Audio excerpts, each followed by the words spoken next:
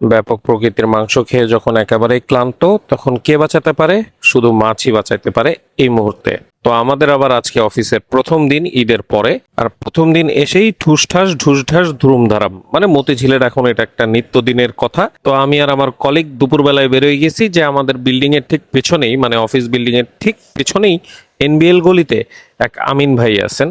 এর আগেও আমার ভিডিও যারা দেখছেন তারা হয়তো জানেন। তা আমিন ভাইয়ের ওইখানে গেলে আর কিছু পাই না পাই, হরেক পদের মাছ পাবো। এই যে বাইম মাছ, বাইলা মাছ আছে, বোয়াল মাছ আছে, কাতল মাছ আছে, আবার ছোট ছোট ট্যাংরা মাছও আছে, একদম পাতলা ঝোল করা। তো বললাম যে আমিন ভাই, মন ভরে দুইটা মাছ দেন, একটা দেন ট্যাংরা যেটা আমার কলিগ খাবে, আর একটা দেন বোয়াল মাছ যেটা আমি খাবো। যদিও আজকে বোয়াল মাছের সাইজটা যে খুব একটা বড় ছিল সেরকম কিছু না, তারপরেও ওই যে বিভিন্ন সবজি দিয়ে পাতলা ঝোল করছে, তো ওইটা দেখে মোটামুটি আমার মনটা খুশি হয়ে গেল যে এত মাংস দেখতে দেখতে অস্থির হয়ে গেছিলাম, এখন এই মাছগুলা দেখেই ভালো লাগতেছে। তো প্রথমে অবশ্যই ভর্তা। তো নর্মালি কলা ভর্তা টর্তা আমার অতটা পছন্দ না, আলু ভর্তা খাই, কিন্তু কলা ভর্তাটাও আজকে বেশ মজা লাগছে, কারণ ওই যে টেস্ট চেঞ্জ হয়েছে।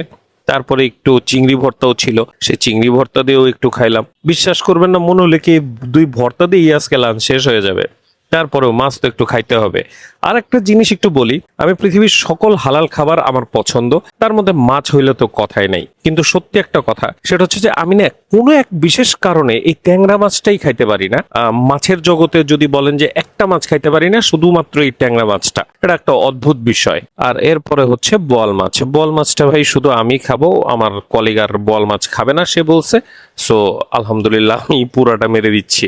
মাছের স্বাদ অবশ্যই ভালো লাগছে, তবে আমিন ভাইয়ের এখানে আমি যেরকম বোয়াল মাছ খেয়ে অভ্যস্ত, একেবারে সেই পদের লাগে নাই। তবে তার রান্নাটা ছিল একদম ফাটাফাটি, মানে এই সবজি টবজি দিয়ে রান্না করে দিছে। তো পাতলা ঝোলের এই আমিন ভাইয়ের বোয়াল মাছ বা যে কোনো মাছ রান্না খাইলে না মনে থাকবে যে না, এই লোকের আসলে রান্না খুব ভালো। তবে না, ভুনা না, হইতে হবে এই পাতলা ঝোলওয়ালা মাছটা, সেই লাগে। সে আবার আমাকে আজকে বলতেছে, ভাই এই আমার দোকানে না ইলিশ মাছের কাচ্চি বানাবো কিছুদিন পরে। তা আমি বললাম, ভাই এই জিনিস আমি জীবনে খাই নাই, কিন্তু একবার খাবো, আপনি আমাকে জানাবেন কবে, আমি এটার একটা খাবো এবং ভিডিও করব। সে বলছে ঠিক আছে জানাবে। তো যাই হোক, আমিন ভাইয়ের ওই দোকান থেকে খেয়ে দে আমি মনিরের চা খেতে চলে আসলাম। আর মনিরের চা মানে আজকের ভিডিও এই পর্যন্তই। তাহলে আজকে আসি, ভালো থাকবেন, আল্লাহ হাফেজ।